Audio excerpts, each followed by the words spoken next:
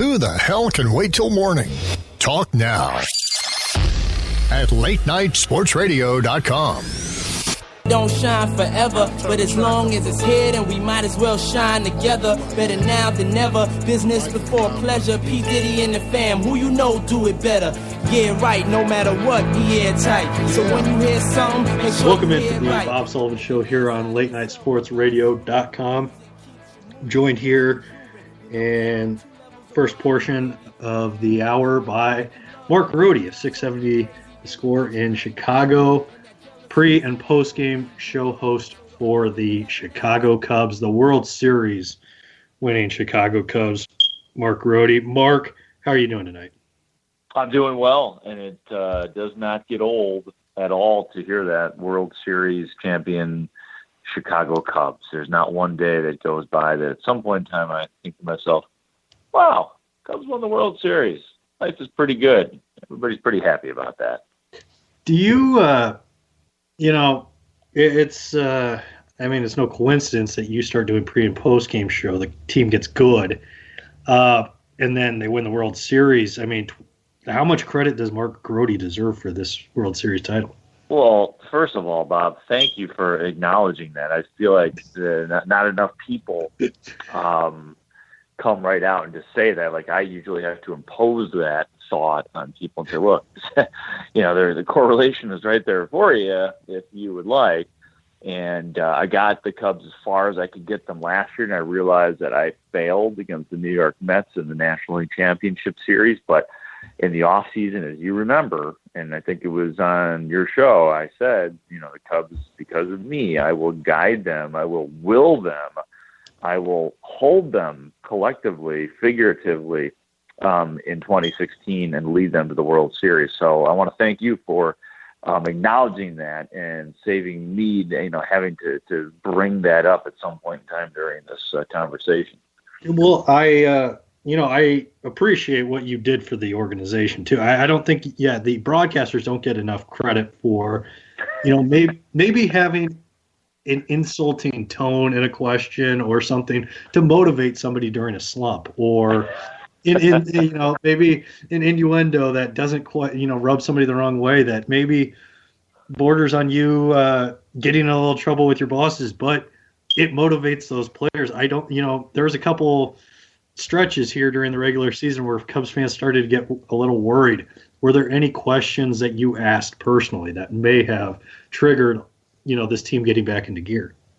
I mean, Jason Hayward's got nothing on me, man. Forget his motivational speeches and things that he said. I mean, some of the things that I did behind the scenes. I mean, when the Cubs kind of struggled heading into that All-Star break, it was me. It was me that was down there and, making these guys during rain delays, as a matter of fact, just, giving them strong talkings to and telling them, look, the historical start was nice, but now you need to finish. So I'm all about finishing, Bob. That's my thing, finishing.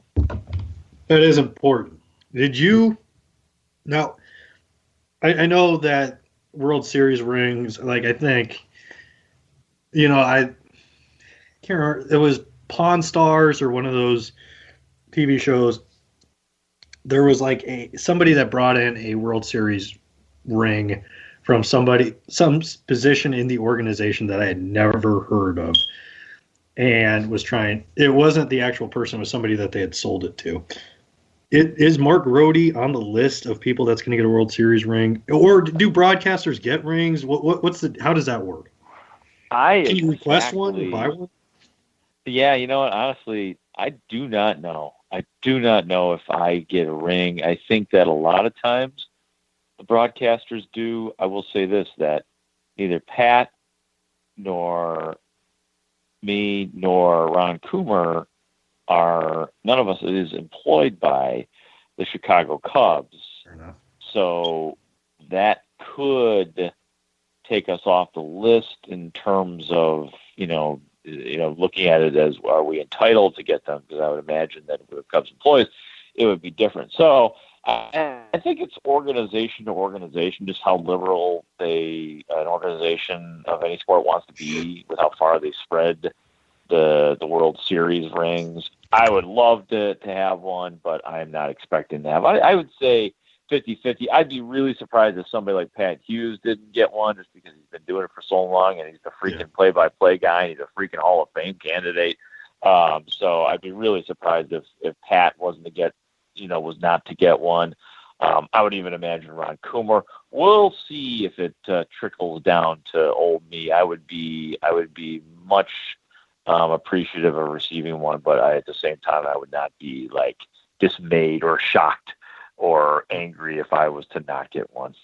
You wouldn't be Sammy Sosa hurt if no.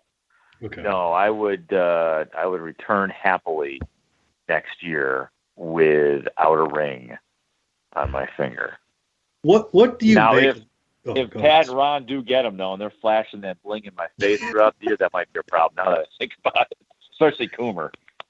Who was the coolest person you like? I saw pictures of you not intentionally photobombing Bill Murray, but you're in the picture. And who was the coolest person you got to see during the entire playoff run? Fair weather or not, Cub fan? Well, I love Ed Vedder. So there's him. And I'm running a blank on the who is he's a big time actor. He was up there doing the stretch and Vince Vaughn. Okay. He was a surprisingly nice guy, and I don't know, maybe because of the roles that he plays. He plays a sarcastic guy. Right, kind of a sarcastic, older, kind of baggy dude. Like popular kid type of person. So I just kind of figured I don't know, of course I was typecasting him, but I figured he would not be. He was probably about as nice as anybody that came up in that booth. Bill Murray is kind of what you'd expect him to be. Like, he's kind of just weird and twisted and just kind of the way he is, you see in public, was the way he was with us backstage. It's kind of a strange, bird and what's that? A tad uncomfortable, I guess. Yeah, I don't even know if it's uncomfortable. I just think it's just Bill Murray. He's just a little bit weird, and he's a funny guy. And he when he did the stretch, he did it as Daffy Duck. So that was weird and strange and random and not particularly funny, I didn't think, but sort of funny in a weird way. So yeah, that was the Bill Murray. But I was pleasantly surprised with Vince Vaughn, I suppose. Maybe I put him up there on the list of guys that I thought were really cool to hang out with and meet and watch a couple of Cubs baseball with. Oh, and then of course I enjoyed watching it with Scottie Pippen. Did one of the stretches. It wasn't particularly good, his version, but he came up to the booth for probably about 4 or 5 innings. Normally, when somebody is singing from the radio booth, they literally just come in maybe a half an inning before. But Pippen, for some reason, was up there with us, sitting right next to me for 4 innings, just hobnobbing, talking about baseball, talking about basketball. So it was kind of cool to hang out with Pip Daddy. Was he? Did he have a surprising knowledge of baseball, or was it? Were you explaining things to him, or what was Pippen's?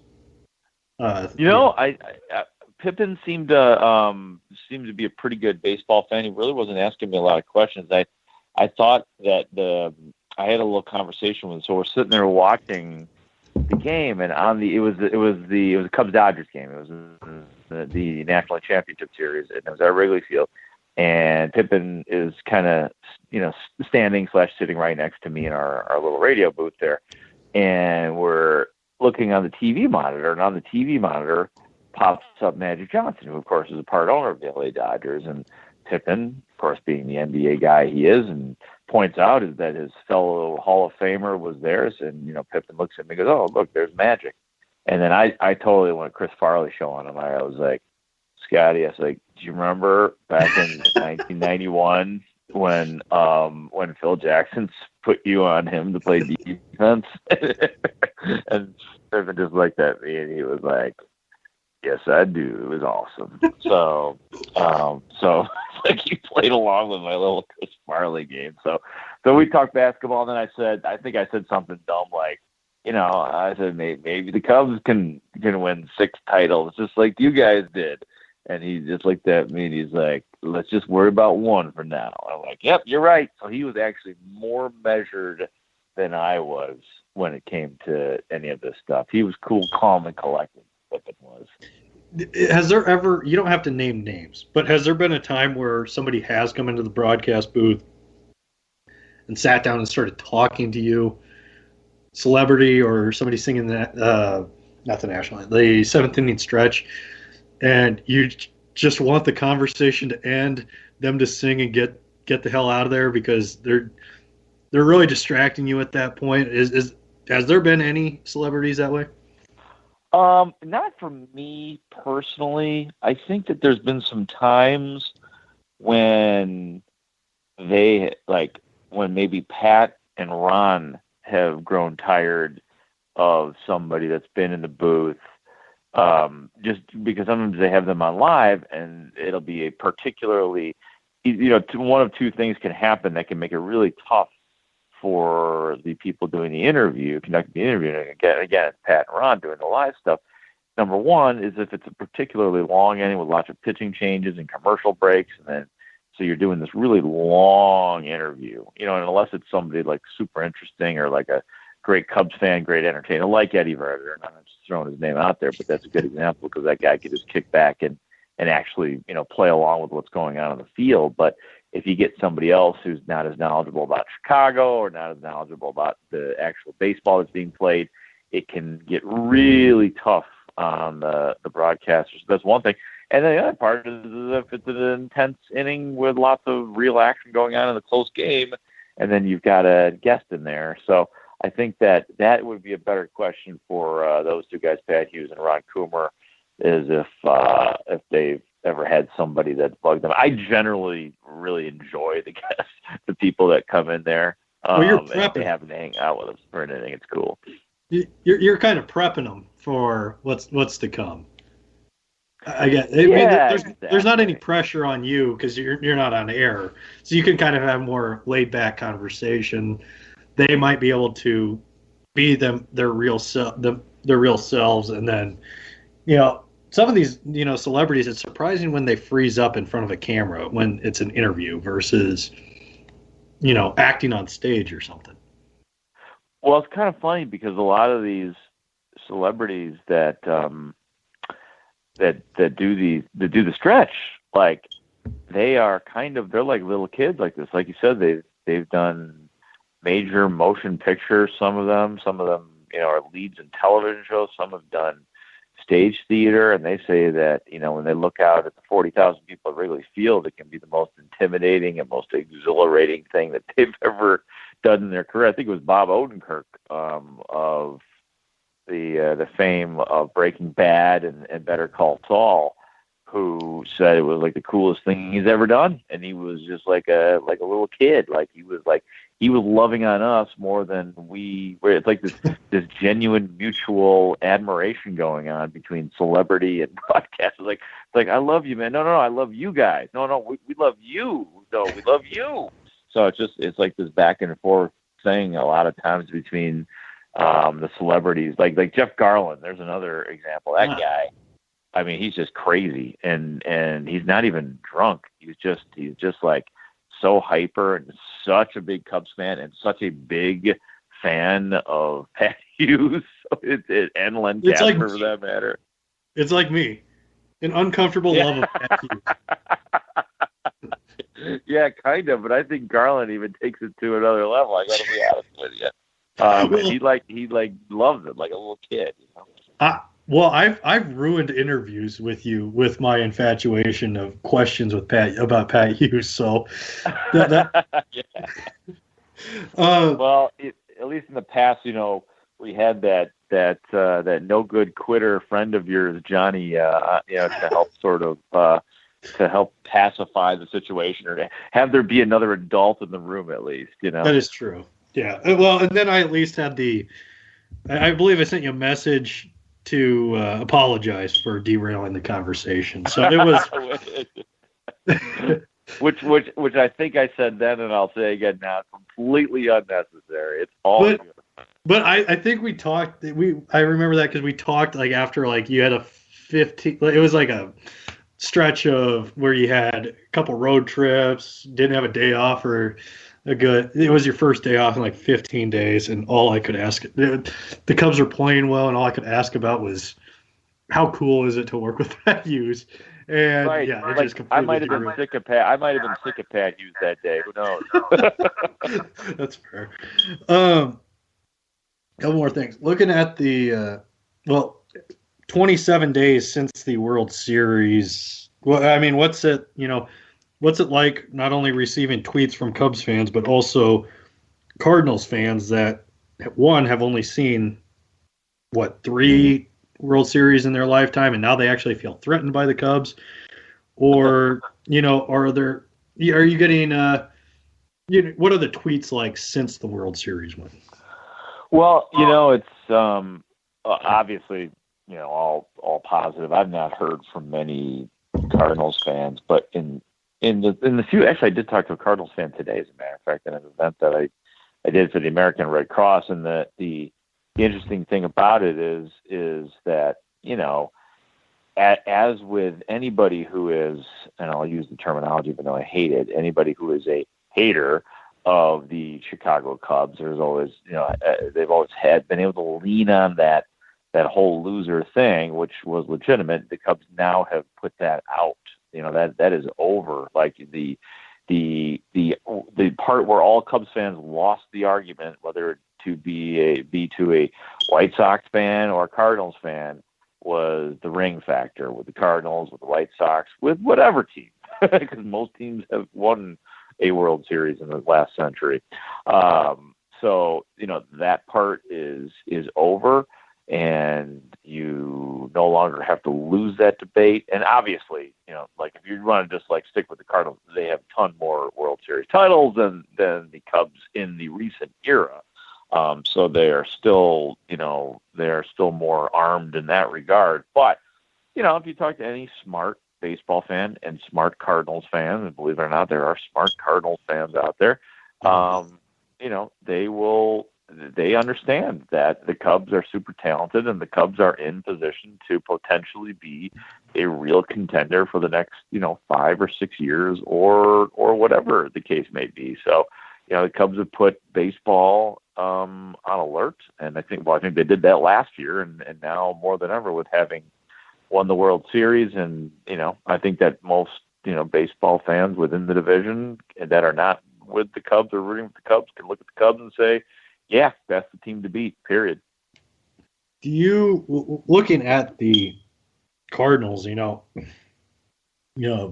somebody, they said that they were going to go the Cubs route. One, before we get into that, Cardinals fans have been saying, oh, well, yeah, just spend all the money you want to win a World Series. And I've heard that from a number of idiot fans. And now keep this in mind, I really kind of went into a bunker as far as watching baseball around 2010. And I watch postseason, but during the regular season, after the Cubs debacle in 2008, I kind of it was just tough to watch regular season baseball anymore. That being said, the Cubs, they're like, oh yeah, spend all the money you want. Oh, spend money on Jason Hayward, and he's a replacement outfielder. Cardinals fans act like they don't spend money. They've been smart with their money fairly smart with their money over the last 10 years. However, what are they, like $10 million less of a budget than the Cubs? I don't understand this thing where the Cardinals act like they don't spend money. They're, this genius organization. If they, I think if they have the brains to be able to handle a budget like the Oakland Athletics, but they act like they are as smart as the Oakland A's as far as they develop a lot of talent, but they've made some, head scratching moves, whether it be for Lackey a couple of years ago with Alan Craig and Joe Kelly. this holier than thou thing with the Cardinals just angers me, and I kind of wonder, what does it anger you too as a Cubs broadcaster? A lot less now as the Cubs have won the World Series, and to kind of build on the point that you were making, that the Cardinals have this this way of, and they do have, it's a really good organization, and they have a way of regenerating and coming up with players from within their organization, but they do spend money. But if they want to say, hey, we do this and we're better than everybody else, well, then they have to look at the Cubs and say that the Cubs out-Cardinaled them, because the Cubs have a lot of young, controllable players that were built from within their organization. And, yeah, the Cubs have spent money here and there, obviously, on John Lester and on Jason Hayward. But for the most part, the Cubs now have an influx of young players that are on the big league roster and that are on the minor league roster that will eventually be called up and hopefully help this team as well. So, I'm kind of beyond the point where I'm really affected by, the Cardinals. I guess the fan in me is not as there as it once was. I think when I was younger, there was more of that, like where I took that kind of stuff personally. But I can look at the Cardinals and say they're a really good organization, but I think that they're kind of in a spot right now where they are going to have to. I don't know that they've kind of had this rolling rebuild going on in their system for quite some time. I don't know what they have up their sleeve at this point, but some of their stars that they have right now have not been flipped, and they're starting to get older, and the Yadier Molinas of the world, and Johnny Peraltas, and obviously Adam Wainwright, and a lot of their pitchers are becoming question marks at this point as well. So we'll see if they can continue to regenerate, as I said. But I think that it's clear that organizationally, right now, that the Cubs are a better overall organization than the St. Louis Cardinals, believe it or not. Okay. Last question before we get out of here. There's this movie, Kong Skull Island, is coming out in 4 months or so. Completely off the wall question. But if there was if there was a monster to attack a U.S. city, what do you think the U.S. defense system would be best able to defend us against? Godzilla, King Kong, Mothra, Ghidorah. What monster capable of destroying a city would we be best prepared to defend ourselves against? I don't even know how to start to answer that question. I think you're going to need to send me another apology tonight on asking you this question. Damn it. I was hoping to cut you off guard with a good one, and I completely caught you off guard. And an apology starting in the works here. Well, you got me laughing. All right, I'll play along.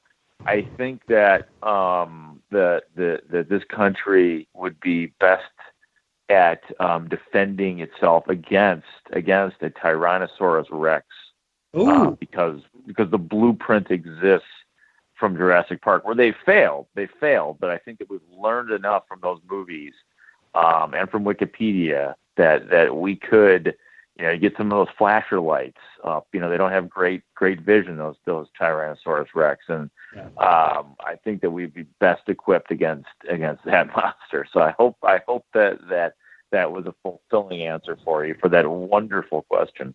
That works for me, because I would, the last place you want to be, though, if a Tyrannosaurus Rex is attacking, is obviously a toilet. As we learned from Jeff Goldblum. I knew it was the lawyer that got eaten, actually, in the back. So that's great. Good job. All right. Well, before I let you go, do you want to tell everybody where you can find you on Twitter, the internet, all that good stuff? Yeah, sure. You can find me on Twitter at Mark Grody Sports. Last name is spelled Grote. So at Mark Grody Sports. You can 670thescore.com is where sometimes you can find my writings, and you can find me on Facebook and all that other good jazz. So I appreciate you having me on, Bob. Yeah, no problem. I appreciate you coming on. I appreciate you at least giving a go at that ridiculous question there at the end. Yeah, just write the apology and get it to me by tomorrow, and we're all good. Okay. Okay, that works for me. I will have that apology. Actually, I'll do a handwritten letter. Yeah, if you could. Yeah. Send me a couple Starbucks coupons too. That'll pave it over for me. Actually, I'll send you Yoke coupons. Oh, that sounds wonderful. Oh, the memories. Yeah. All right. Well, on that note, we'll be right back here with Mike Dyer here on LateNightSportsRadio.com.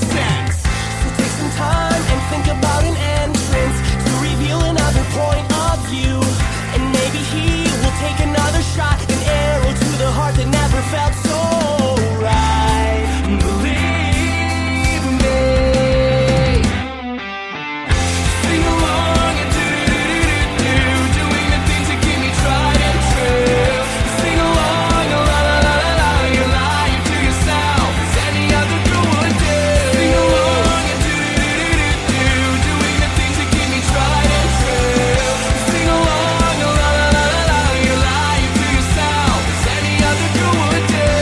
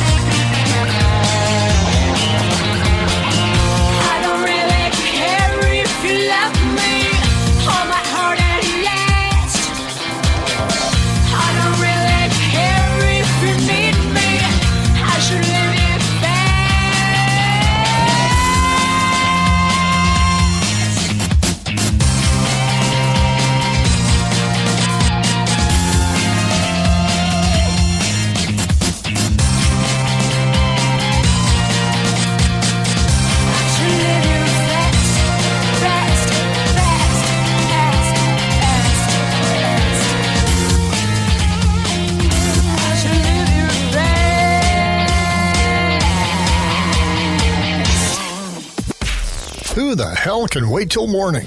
Talk now at latenightsportsradio.com.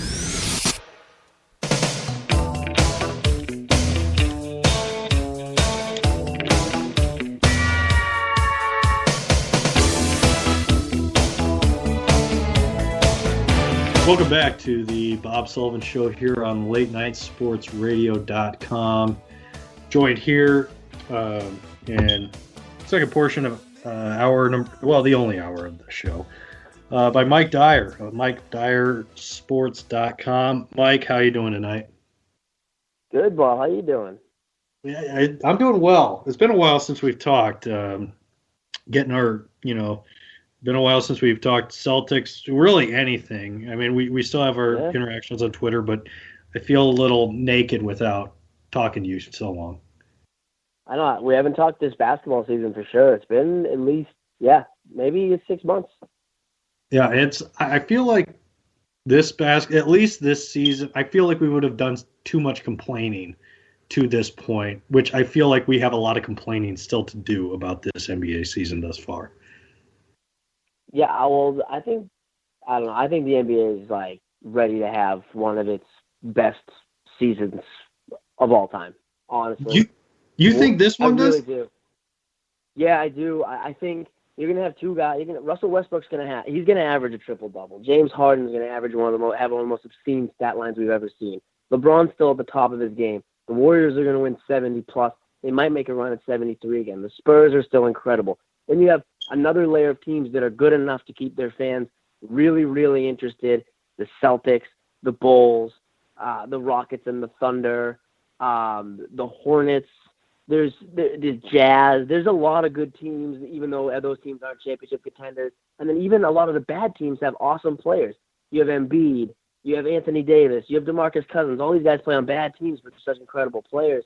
So I feel like there's only a handful of teams that are just completely unwatchable, and there's it's incredible storylines. The playoffs should be unbelievable.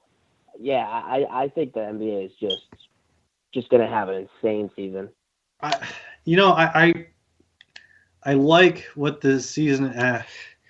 It's just Anthony Davis has been so great, but there's a lot of really good players and really bad teams, which frustrates me. Like even the Thunder. They're not good. They're good. They're not a championship contender team, but Westbrook is must watch, I think. I agree with that. Everything about the guy, he's going to average a triple-double. Yeah. I can't I still think he winds up like a rebound or an assist short. I just don't I don't see him being he goes 100 miles an hour. I see him getting tired at some point from carrying the load that it'll just catch up to him. I don't know. I think he wants it so bad, and he's such a psychopathic competitor that I think he's legitimately going to do it. I really do. I mean, he to me is he might be the best competitor since Jordan. I really believe that. Even Kobe. Yeah, Kobe's right there as well. Kobe's all time in every way, but the way Westbrook wants to murder people on the court, in every possession, it's almost something I've never seen before. What he can do, and he has flaws too. But my God, that guy is just he's insane, and I love watching him. I love how he plays basketball. Is there any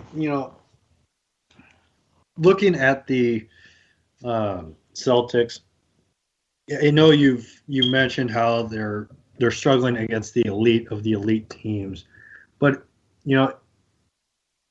don't you feel like they need to get? No, obviously the obvious answer is they need to get one more piece. But striking out on Durant, what's the next piece to try to get? Is there another piece to try to get, or realistic in free agency or trade? What is it?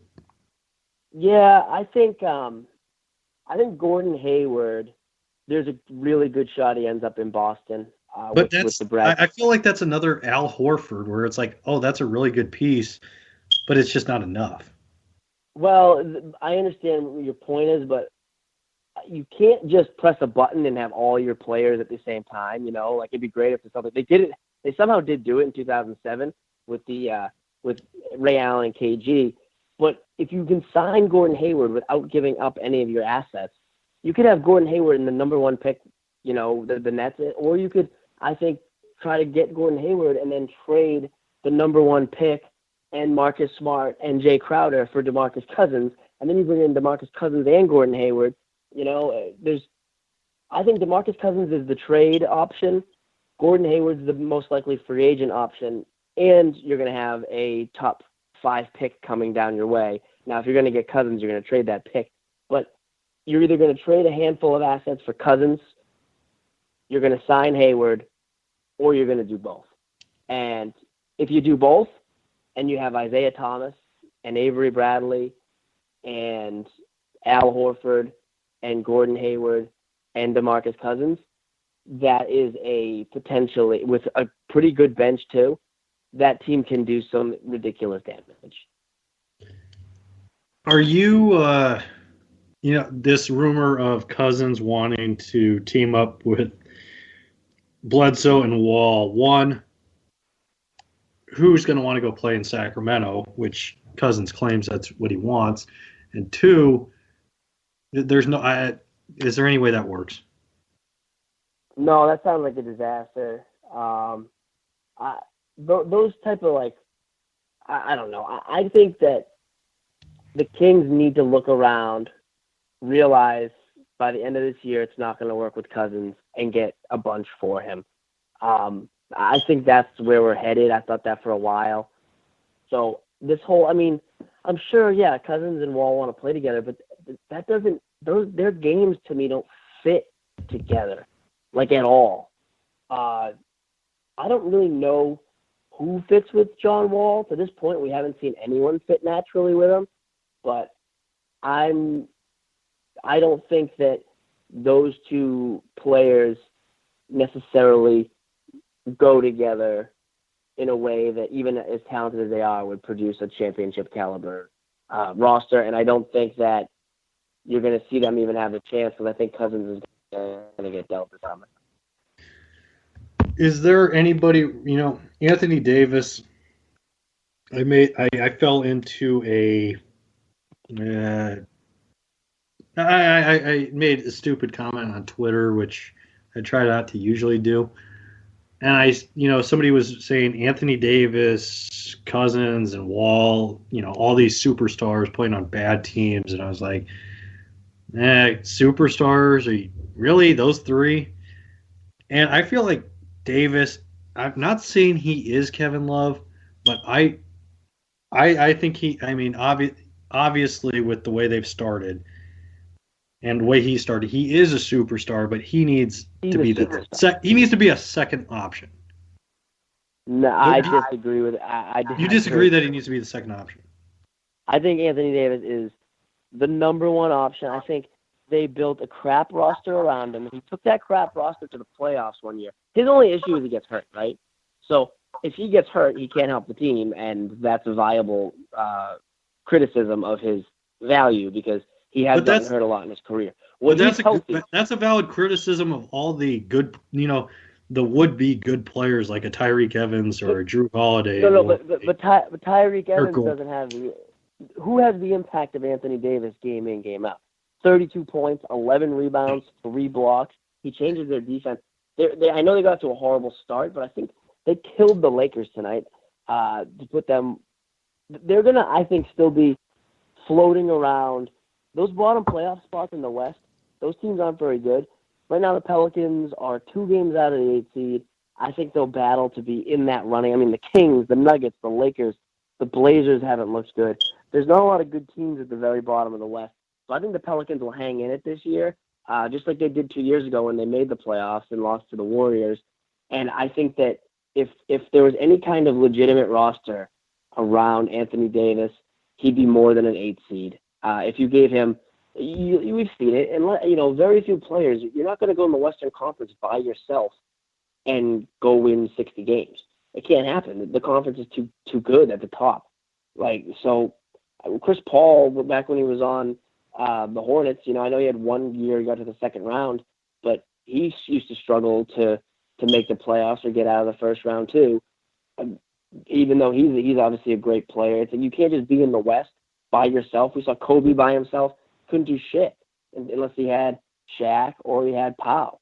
So I think he's a number one for sure on a championship team. I love him. I give up every aspect of the Boston Celtics organization to get him, but I don't think the Pelicans are that stupid.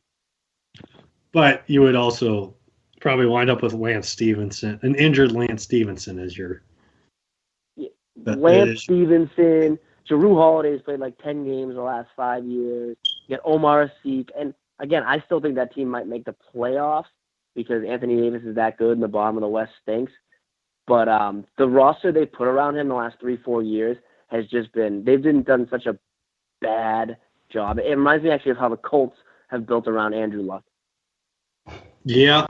I mean, really with the, actually that's a pretty accurate, and even hiring Alvin Gentry, like I felt like that was a problem. Totally agree. And I like him. He's a good. I think he's a really good assistant. He did fine with the Suns, but he was terrible with the Pistons. I feel like he had the Clippers. Wasn't he a head coach for the Clippers at one point? I don't feel like he's been a coach for a few teams. Yeah, he's just not. He's not a good coach, and he's a top assistant. He's that guy who is the number one assistant. He was the number one assistant for the Warriors. He's kind of like an offensive coordinator type, and that obviously has value. But I don't think he's a head coach. I don't think he is the kind of guy who's going to put together a defensive game plan. I don't think he's the kind of guy who's necessarily motivating his players. So. He, like you said, he's a very good assistant coach, so I didn't like that move at all. Okay. So let's say the Celtics can't ever get a team to take a chance or, the Celtics can't get that superstar. At what point do they rebuild on this rebuild? No, I don't think. So next summer, meaning I guess 2 summers from now, 2018, Avery Bradley and Isaiah Thomas are free agents. That's why by this summer coming up, 2017, the Celtics really need to position themselves towards being a championship contender, even if they're a little bit short, so they can decide if they want to spend on Thomas and Bradley. Because they'll be at the cap, but they can re-sign their own guys. So you're only going to do that if you think re-signing them and having the core you might have, Horford, Crowder, or Hayward, Cousins, another number one pick, whatever you end up doing. If you think that team can win a championship, that's the only way you go way up above the cap to keep the roster together. So that's when you have to make a decision. Summer 2018. And at that point, if you don't make a big trade, you could have Marcus Smart and Jaylen Brown and the number 2 pick this year, the number 3 pick next year, and decide, you know what, we got a bunch of 25 and under guys. We're going to let Thomas and Bradley go and trade Horford and go with a young guy rebuild. So I think they're in a really cool position because they are on the precipice of being I think they are going to end up being the number 2 team in the Eastern Conference, which is something. They're not good enough to beat the Cavs or Warriors, but they're closing in on it, and they need to make another big move or two, but they have the pieces to do it, and they also have young talent. Do you feel like I'm not skeptical? I watch a lot of Celtics on League Pass, but some of who do you think's the guy that Ainge can most, or a scout can most trick another team into being that, I don't know, that late throw-in that's not really that big of a deal to your team, but is a big deal to another team and really doesn't pan out? Wait, so you're saying on the Celtics roster that could be used in a trade bait or what? That could be used as trade bait that, it could be James Young where you as a Celtics fan are like, he's really not that good. But Ainge and a couple scouts could be like, this guy has a lot of upside. And I'm not saying that is James Young, but another stupid organization could bite on that bait. See, it's not that I think he's bad, but I think that the Celtics don't need both Marcus Smart and Terry Rozier. So, and Terry Rozier, I think Terry Rozier can play.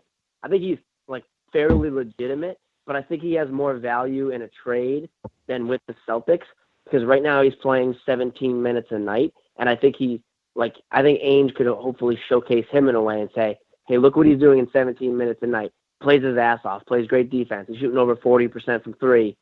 Like, what would he look like playing 32 minutes a night for your crappy team? He's going to put up big numbers, and he plays hard. He's a great defender. So I think he's a guy that could be used with a pick and probably another piece to potentially, be the one of the things that helps bring in a DeMarcus Cousins type. Not the only thing, because you're going to need to give up that pick, that Brooklyn pick, but he could be a valuable piece that's traded.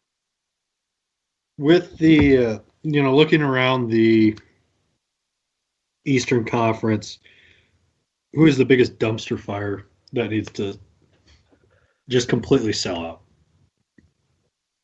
You're saying for the biggest dumpster fire team? Yeah, a team that just needs to start selling pieces. Miami's horrible.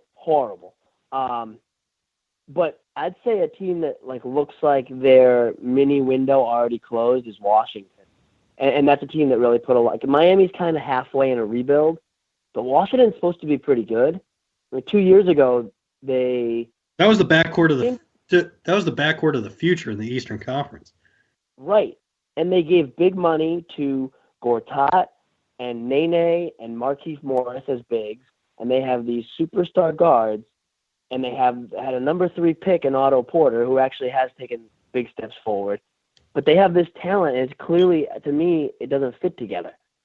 So now you just re-signed Beal to huge money, and you have Wall, but they don't like each other, and they don't fit together. So what if you could trade one of those guys and get an absolute ton in return? I don't just mean trade up a pick. I mean, trade one of those guys and try to make that, to bring in just a piece of talent that fits better. I think I just don't think that roster is going to work. But they have enough there where if they do tear it down, they can really reload because someone would give up a ton for Bradley Beal. A ton. And for Wall as well. I mean, exactly. I would not be opposed, if I'm a Wizards fan, I would not be opposed to just selling both of those because I think Wall would be a nice piece on whoever it may be, it doesn't matter. Wall would be a nice piece anywhere. Beal would be a nice piece. Wall's averaging 23, 9, and 5 with 2 steals, and he's up to 38% from 3. I know numbers aren't everything, but you don't just, I think he's 26, 27 years old. You don't just find that out there. He has massive value.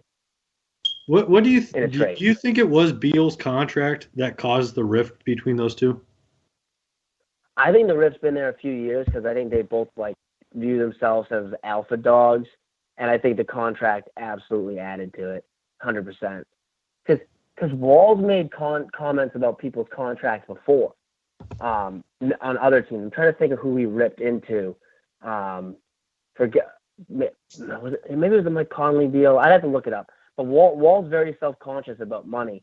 And then, Beal comes over the top and gets, however many $1 million more than him. Well, that's going to cause a pretty big issue. Would you, what would you give up if you're the Celtics for one of those two? Or do you even give up any, because you don't need a point guard. You got that covered.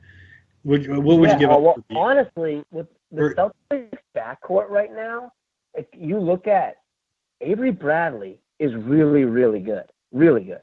Mm-hmm. Isaiah Thomas is really, really good. And then you come off the bench and you have a guy, Marcus Smart, who I think might be the best defending guard in basketball. He can't shoot for crap, but he is he changes almost every game defensively, and he guards 1, 2, and 3. So I don't want to gut all the picks for a guard. I want to trade the picks for either a big-time wing player or for a big man like DeMarcus Cousins. So would I obviously rather have Bradley Beal than Avery Bradley as much as I like Bradley? Yeah, but I'm not going to trade Avery Bradley and 2 Nets picks for what I think is a relatively small upgrade of Bradley Beal. I mean, Avery Bradley's averaging 18 points and is a first-team all-defense guy. Like, he's not a guy I'm dying to upgrade on the Celtics. So if I'm unloading picks and valuable players, it's for a wing or a big. What is the biggest move that has paid off, coach or player, in the offseason for a team, in your opinion, other than Kevin Durant to the Warriors? Right. I think that Luke Walton's legit. Yes. I think he was an awesome pick for the Lakers. I don't think they'll make the playoffs this year. I think they'll end up around like 35 wins and fall maybe 5 games short because they just have too many young guys, and Nick Young will eventually do something like really stupid. Right now he's playing well. So, but I think Luke Walton was an awesome hire by the Lakers. Outside of that, I think what the Rockets did, I know it's short term, but I think D'Antoni and Harden fit well together. No, they're not going to win a championship, but they're super entertaining, and I think they're going to be the 4 seed in the West. So I think that was another really good coaching move. As for players, I think that Horford does fit perfectly with the Celtics, but he's not exactly under the radar. That though was probably the second best free agent signing.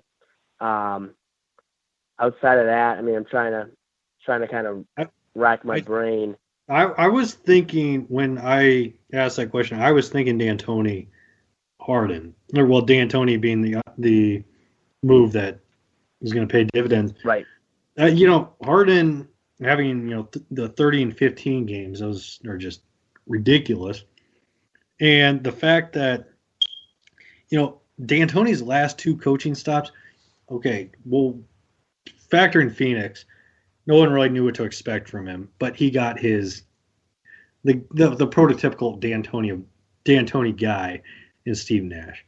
And then in New York, I mean, he was thrown with like Al Harrington as his best player, and Larry Hughes, just a garbage roster. And then he finally got, at the peak of the Knicks in the last, few years, well, not the peak, but one of the better years was when Raymond Felton and Amari Stoudemire, laugh at it as you may, but those two were running D'Antoni's system to perfection until they traded for Melo.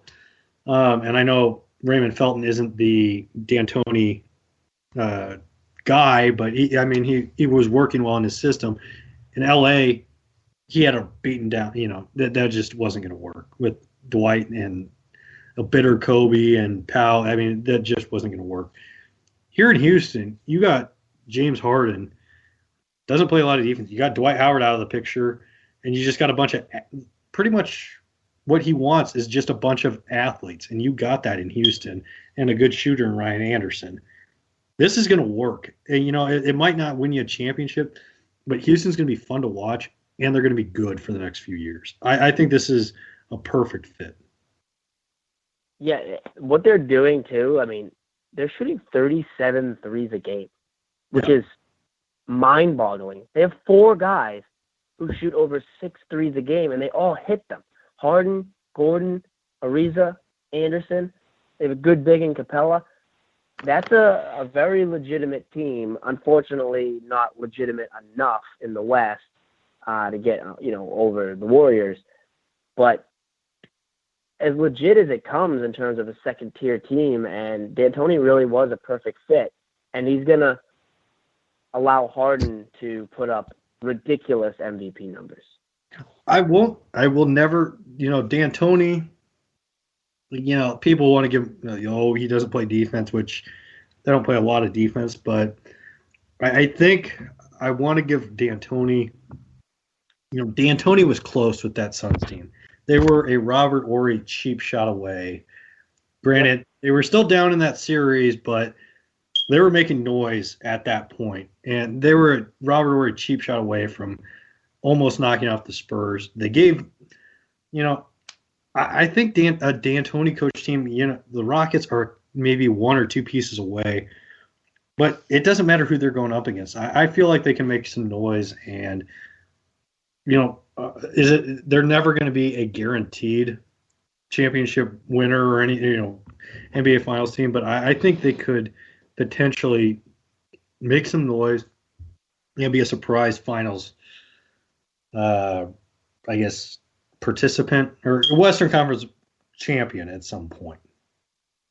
Hey, I mean, you never know what's going to happen the next year or two with the Warriors, with injuries, with the Spurs. The Spurs have some guys, obviously, who are really old. So their window is there. It's just they're going to have to catch a few lucky breaks because as a fully healthy squad, Golden State's just gonna be able to do more than them offensively. As good as they are, Golden State's weapons are just all time. Okay. Before I let you go, I got an off-the-wall question. If Mike Dyer were to visit a fake, real place, what would it be? And by fake, real, I mean like the Cheers bar. There's a Cheers bar in Boston, or there was, right? No, there still is. There still is. Okay. And then in Seinfeld, they have Monk's, which is Tom's restaurant. There's actually one in New York. Or, what would be a fake, real place that Mike Dyer would want to visit? Okay, is this in Boston? No, just anywhere. So a fake, real place, meaning somewhere from a TV show or movie, is that? Yeah. Where, Right. Okay, can I go to Westworld? Yeah, I would open it up to that, yeah. Yeah, I want to go to Westworld. Okay. Even though I think the show's kind of flawed in general, I want to go there. I want in. I want to hang out with the robots. I want to not be able to die. Like, that seems pretty sweet. So I'm going to say Westworld over a bar, because even though there's some cool bars in movies and stuff, I guess next one, I also wouldn't mind going to Bayside High, Saved by the Bell, because that was I feel really 90s, really nostalgic. So those are my two options, very different. What about a Jurassic Park or King Kong exhibit in NYC? Wait, say that again? What about a Jurassic Park or King Kong when he's in New York City? I'm a dinosaur guy, so I would be very cool with going to Jurassic Park. I don't really want anything to do with King Kong. He's too big. I feel like he's just a little too, I don't know. I don't want to get too close to that. But Jurassic Park, I feel was semi-safe enough before the fences, the electric fences went down. But Yeah. I would hang out at Jurassic Park, but I would not. I don't think I want to be in New York with King Kong or Godzilla because there's just too many variables, knocking over too many buildings. I feel like something bad could happen.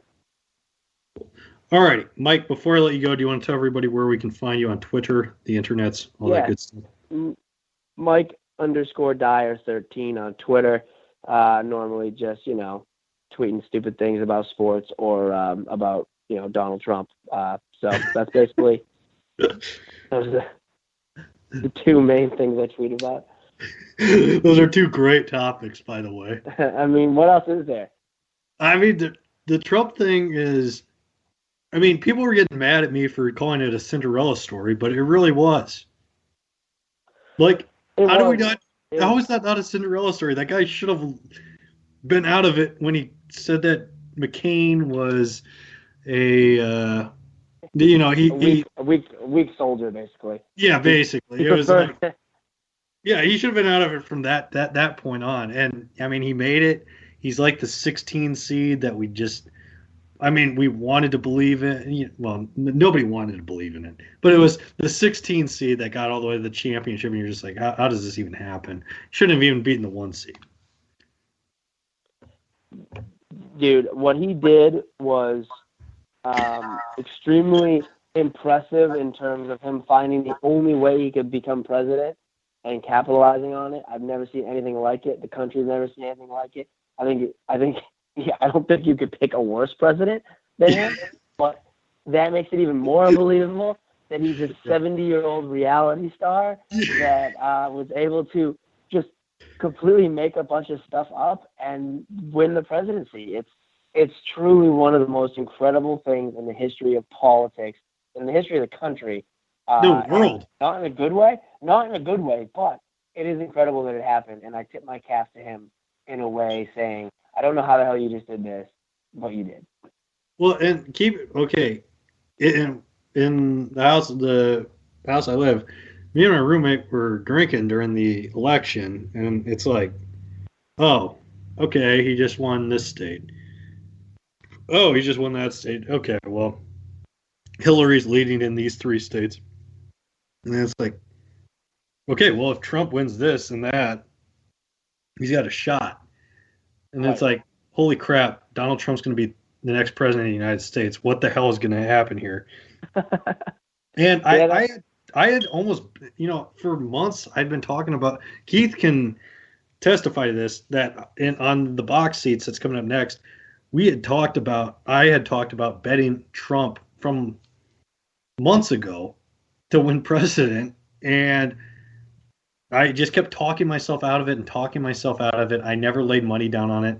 And then I told you about it, and you were like, well, I don't know if I could live with myself if I actually bet on that. I mean, it's true. You could get like plus 600 the day of the election. The betting markets didn't see it coming at all. It was incredible. Certainly incredible. One of the, and betting on politics isn't always easy. Kurt Schilling wasn't even on the list of vice presidents when he threw his name in the hat. This is an interesting question for you. At this point, would you vote for Kurt Schilling for any public office? Oh God, I thought you were going to say for the Hall of Fame, and I was going to say yeah, even though I think he's one of the biggest douchebags of all time. I wouldn't vote for Kurt Schilling to be the dog catcher. I wouldn't vote for Kurt Schilling to pick up dog poop. I wouldn't vote for Kurt Schilling to be a mall security guard. I think he's unhinged, legitimately. So no, I hope he does run. Although, you know what? No, I don't hope he runs because Donald Trump just won the presidency. So I'm not gonna sit here and pretend that if he runs, he has no chance. Although in Massachusetts, conservatives have no chance. Hillary won here by 30 points, 35 points. So I do kind of hope he runs because I think it will be hilarious. But no, that guy is out of his mind. But I would vote for him for the Hall of Fame because he was a hell of a playoff pitcher. What did you make of his Fox News interview where he said, "What, you don't look at a 12-year-old," to that woman where he's like, you don't look at a 12-year-old boy and think, oh, that's a beautiful boy? It's like, no, I really don't, Kurt. How much has he, I know Menahan and, what's his name, Callahan, cream all over him. But I feel like I can't get the sense that everybody else in Boston or Massachusetts is really willing to. I know they're willing to take a lot of liberties with their athletes, but that one, I mean, Kurt Schilling now, I can't imagine them really defending him at this point. Schilling is pretty much, people want to pretend he doesn't exist anymore so they can remember the good times. But most Red Sox fans can't stand the guy he is. He's not beloved in any way.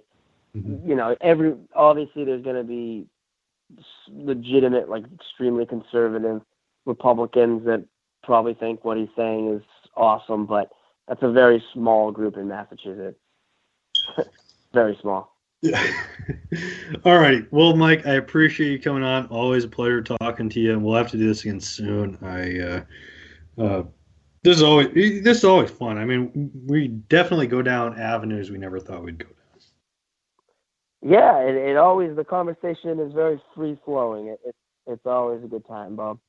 All right. Well, on that note, I want to thank Mark Grody from 670 The Score, pre and post game show host for the Cubs, and Mike Dyer for being on.